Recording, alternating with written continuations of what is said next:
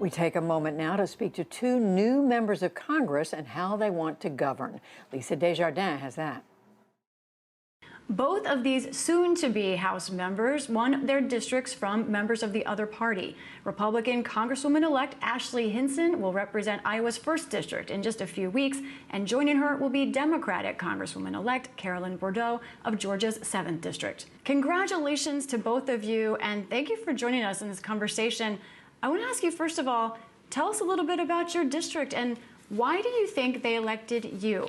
First to you, Congresswoman-elect Hinson. Well, thank you, Lisa, for having us today. It's great to share the screen with Carolyn and to come in this new Congress, the 117th Congress. The 1st District here in Iowa is a true mix of a district. We've got suburban areas, 3 very populous counties, and then 17 very rural counties.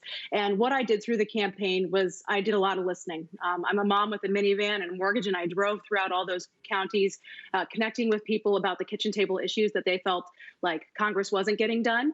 And I think that as a result of this campaign, I was able to come in with a big to-do list that I know we all have in this time heading into Congress. But I think those issues are, making sure our businesses are seeing relief, our families are able to be successful and have a good life, and we try to get that life back to normal as soon as possible. Congresswoman-elect Bourdeaux.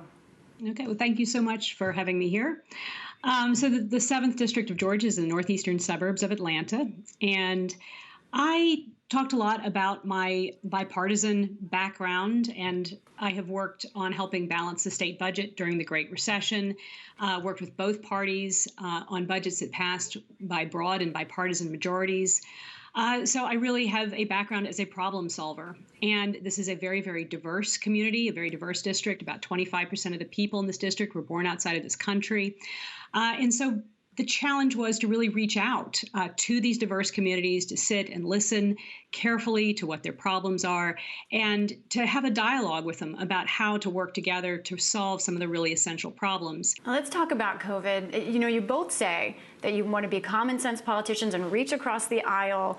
Right now, we're in the middle of gridlock over what to do over COVID relief. I want to hear from both of you on what you think party leaders are doing wrong right now, including your party leaders. And let's start with you, Congresswoman-elect Bourdeaux. So just this morning, I was in a Zoom that was bipartisan and bicameral. And I think a lot of the momentum behind this latest package is coming from groups like the Problem Solvers Caucus and the Common Sense Solutions in the Senate. And these are people who started with working with that bipartisan coalition, started with the grassroots membership of the House and in the Senate to come up with the places where we can all agree. And I was very, very moved to see that and to be a part of it and to hear both sides talk with such passion about how we need to help the American people right now in this moment of crisis. Congresswoman-elect Hinson. I think Congresswoman-elect Bourdeaux hit the nail on the head. Coming together and working through that list is exactly what we need to see our elected leaders doing, whether or not they're in leadership positions in Congress or in the Senate, or us newcomers coming in. I think that's what people clearly want to see more of as we come in for this 117th Congress. So I think looking at that list, finding the areas that we do agree and moving forward with that is exactly what people expect us to be doing right now, because they're tired of the monkey business. They want relief. They want to get their lives back to normal, and they expect us to come to the table and get that done.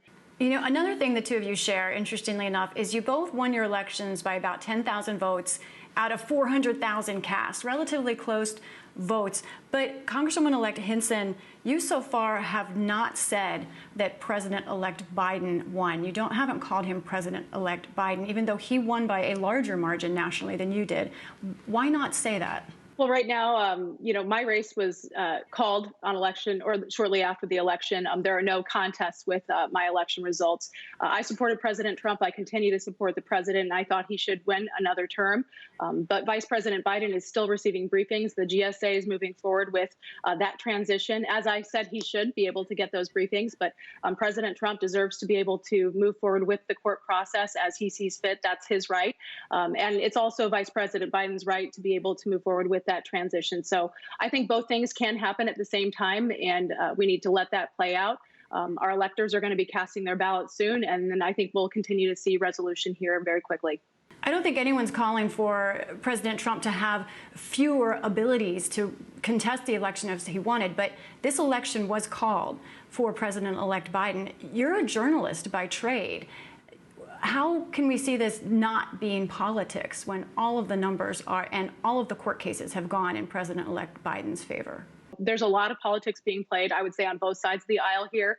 And what we really need to be focusing on is getting our job done. That's what I've been focusing on the past couple of weeks, is getting my office in order. I know Congressman-elect Bordeaux was just mentioning she's been on lots of Zooms. Same here. We're trying to do everything we can to get organized so that January 3rd, we can both hit the ground running and get to work for the constituents of our districts, because that's what they all expect.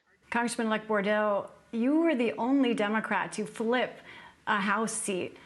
Why do you think it is that other Democrats, the Democratic Party, was not able to convince voters in other moderate districts like yours? This is a district where there's been a lot of demographic change and diversity. And in 2018, when I was running, I was engaging people who just had never been engaged before. When I ran in the primary on June 9th, 85,000 people voted in the Democratic primary, up from 30,000 in 2018. Over 50% had never voted in a Democratic primary before. And then we turned around again in November, and 30% had never voted or hadn't voted in 2016. So we had a lot of demographic shift, and then we built on it in this campaign. I'm going to ask a different type of question now. As you get ready to come to Washington, what's your greatest fear about being able to do this job in a way that does right by your constituents? Congressman-elect Hinson? So I know I'm one of 435 voices. And so I think my biggest fear is it's navigating how do I really get so I do have a strong voice for Iowa's 1st District. We're a small state. I want to make sure that Iowa's delegation is still strong, even though we are a small state. That's my biggest fear, is just trying to figure out how to make sure that my one of 435 really counts and is amplified so that our state has a solid voice in Congress. And Congresswoman-elect Bordeaux? I think it is continuing to confront the gridlock that we see in Washington. I really want to work and see positive progress on issues in Washington, whether I'm in a leadership role or I'm part of a coalition that's pushing things forward. And I just, we have 120,000 people in the district without health insurance. That was before COVID hit.